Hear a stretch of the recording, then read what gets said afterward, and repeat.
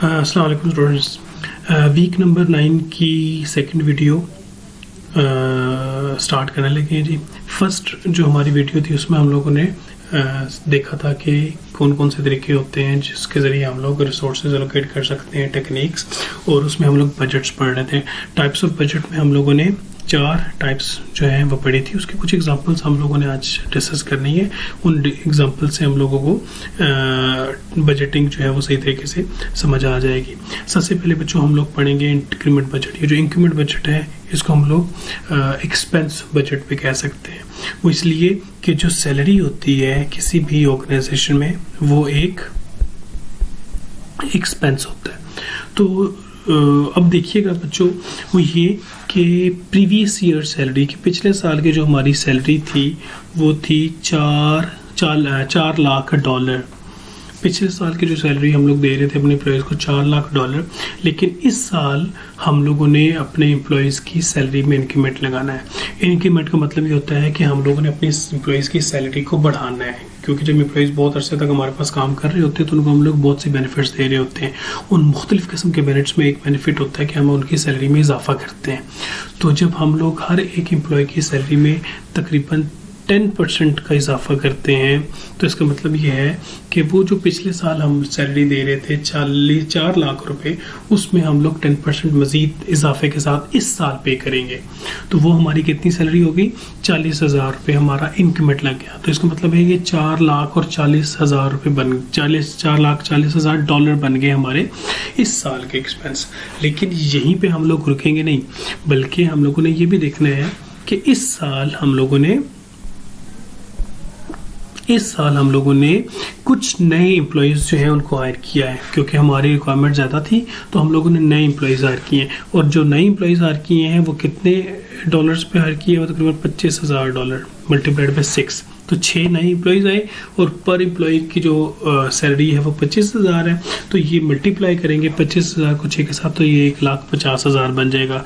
तो इसका मतलब है 4,40,000 इंक्रीमेंट को मिला के जमा 1,50,000 हमारी नई एम्प्लॉयज़ की सैलरी। तो इस मरतबा हम एक्सपेक्ट कर रहे हैं कि हमारा जो सैलरी का एक्सपेंस होगा वो होगा $5,90,000। ये जो $5,90,000 है ये क्या चीज़ है?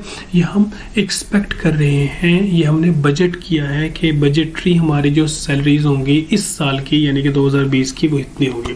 तो ये एक एग्जाम्पल। इस एग्जाम्पल के बाद बच्चों एक एग्जाम्पल नीचे एक और भी है, और वो जो एग्जाम्पल है वो है प्रोडक्शन की एग्जाम्पल। ठीक है जी। अब हम लोगों ने देखना है, और ये जो हम लोगों ने देखना है कि इस साल हम लोग क्या एक्सपेक्ट कर रहे हैं कि हमारे टोटल कितनी प्रोडक्शन हम एक्सपेक्ट कर रहे हैं, और हम लोग बजट बनाएंगे कि हमने कितनी प्रोडक्शन करनी है। तो बच्चों मैंने पहले भी आप लोगों को बता दिया है कि जो क्वार्टर्स होते हैं इसका मतलब होता है चौथा हिस्सा। तो एक साल जो है उसको जब हम लोग 4 हिस्सों में डिवाइड करते हैं तो क्वार्टर का मतलब होगा 3 माह का अरसा। तो हम लोग सेल्स, जो प्रोडक्शन की बात हम लोग सेल जो है वो फोरकास्ट कर रहे हैं। सबसे पहले सेल यूनिट फोरकास्टेड। तो हम लोग पहले 3 महीनों के अंदर यानी कि जनवरी, फरवरी और मार्च, इन 3 महीनों के लिए हम $7,000 के सेल्स जो है वो फोरकास्ट कर रहे हैं। हम उम्मीद कर रहे हैं, हम फोरकास्ट कर रहे हैं, हम बजट बना रहे हैं कि इस पहले 3 माह के अंदर हमारी 7,000 यूनिट्स जो है वो सेल होंगे। उसके अलावा 7,000 के अलावा हम लोगों ने सोचा कि हम लोग मज़ीद $1,000 जो है वो $1,000 की जो प्रोडक्ट्स है वो भी हम लोग बनाएंगे। तो ये टोटल जो हमारी रिक्वायरमेंट बन गई वो हमारी $8,000 है। ठीक है जी, $8,000। लेकिन बच्चों देखना भी ये है कि अगर $8,000 हमारी पहले 3 माह की रिक्वायरमेंट है, $8,000 की जो सेल्स है वो अगर मिसाल के तौर पे हमारी फोरकास्ट किया हुआ है हमने और हमारी रिक्वायरमेंट है, तो ज़रूरी नहीं है कि हमने $8,000 ही की प्रोडक्ट्स बनानी है। हमने ये भी देखना है कि क्या हमारे पास कुछ प्रोडक्ट्स पहले से तैयार करदा मौजूद हैं। तो हमने ये देखा कि हमारे पास 1,500 यानी कि $1,500 की प्रोडक्ट्स पहले से मौजूद है। 8,000 हमारी रिक्वायरमेंट है और 1,500 हमारे पास मौजूद है पहले से। बनी हुई मौजूद है। तो जब हमारे पास पहले से बनी मौजूद है तो हम लोग $8,000 में से $1,500 निकाल के $6,500 की प्रोडक्ट्स को प्रोड्यूस करेंगे। तो ये हम लोगों ने अंदाज़ा लगा लिया कि पहले 3 माह में यानी कि पहले क्वार्टर के अंदर हमें 6,500 की रिक्वायरमेंट है। इसी तरीके से दूसरे में देख लें, $8,000 की हमें एक सेल्स जो है हम लोग फोरकास्ट कर रहे हैं। 1,000 की हम लोगों ने इन्वेंट्री और एक्स्ट्रा बना ली, तो ये 9,000 बन गए। जब ये $9,000 की जो हम लोगों ने प्रोडक्शन रिक्वायरमेंट हम लोगों ने बना ली, तो उसमें से हमने देखना है कि दूसरे क्वार्टर में हमारे पास एडिशनल कितनी चीज़ है, कितनी इन्वेंट्री है जो कि हमारे पास मौजूद है जो सेल नहीं हुई। तो हमने चेक किया कि वो 1,000 है।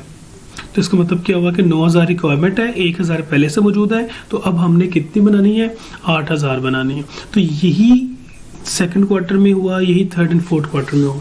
तो ये वो तरीका होता है बच्चों जिसके ज़रिए हम लोग अंदाज़ा लगा रहे हैं, हम लोग बजट बना रहे हैं कि हम लोगों ने कितनी सेल्स जो है वो हम एक्सपेक्ट कर सकते हैं, कितने यूनिट्स हम एक्सपेक्ट कर सकते हैं कि हमारी बिकेंगे।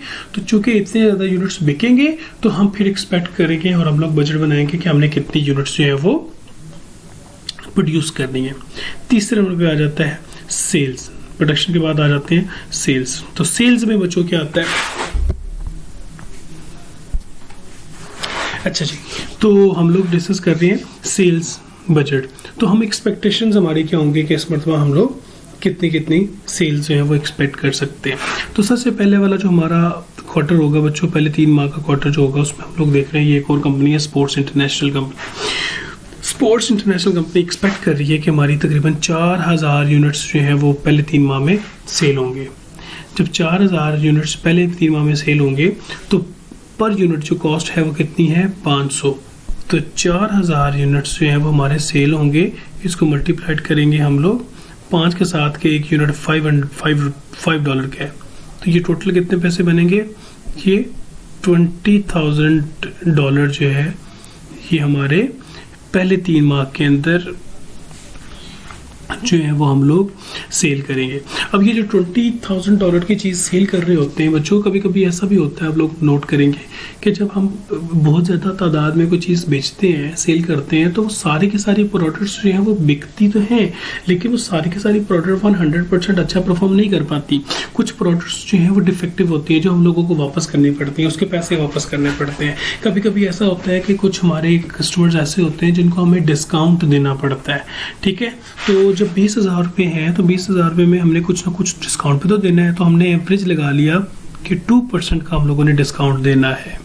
तो 2% का डिस्काउंट देना है तो 20,000 का 2% बन जाएगा हमारा $400। तो हम जब अपनी एनुअल सेल निकाल रहे होंगे तो हम लोगों ने क्वार्टर की सेल निकाल रहे होंगे तो हमने इन 20,000 रुपये में से या $20,000 में से $400 निकाल दिए। तो अब हमारे पास जो सेल की प्रोजेक्शन है वो आ गई 19,600। दूसरे सॉल्व के लिए हम लोग दूसरे जो क्वार्टर होगा उसके लिए कितना होगा जी, 5,000 यूनिट्स हम लोग जो है वो सेल करेंगे। हमने एक्सपेक्ट किया है $5 जो है वो पर यूनिट हमारी अमाउंट है। और उसके बाद फिर हम लोगों ने क्या किया,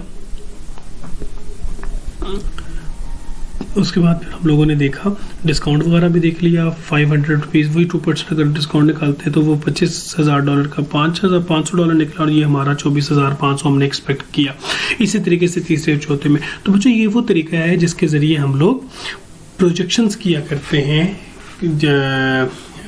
अपनी सेल्स की, ठीक है। इसी तरीके से सेल्स के अलावा बाकी चीज़ें जो है वो हम लोग जो है वो बजट बनाया करते हैं। तो बजट का मतलब क्या हुआ कि हम लोगों ने तखमीना लगाना है, हमने अंदाज़ा लगाना है कि इस एक साल के अंदर या इस एक क्वार्टर के अंदर, दूसरे तीसरे चौथे क्वार्टर के अंदर हम कितनी चीज़ सेल कर सकेंगे। उसके बाद हम लोगों ने देखा कि हम लोगों ने ये देखना होता है कि हम लोग की कितनी रिक्वायरमेंट है। तो उस रिक्वायरमेंट को देख के देखना होगा कि हम लोगों ने इस फ्यूचर में कितनी ज़्यादा चीज़ जो है वो प्रोड्यूस करनी है। उसके अलावा फिर साथ साथ हमने ये भी देखना होता है कि इस साल हमारे कितने एक्सपेंसेस होंगे। ये सैलरी ही के एक्सपेंस यहाँ पे लिखा हुआ है, लेकिन सैलरी के अलावा बाकी एक्सपेंसेस जो है वो भी हम लोग बजट उसका भी हम लोग बनाया करते हैं। इसकी एक और एग्जांपल जो है वो हम लोग अगली वीडियो में देखने की कोशिश करेंगे और उसके बाद हम लोग आगे चलेंगे, ठीक है जी। Thank you very much.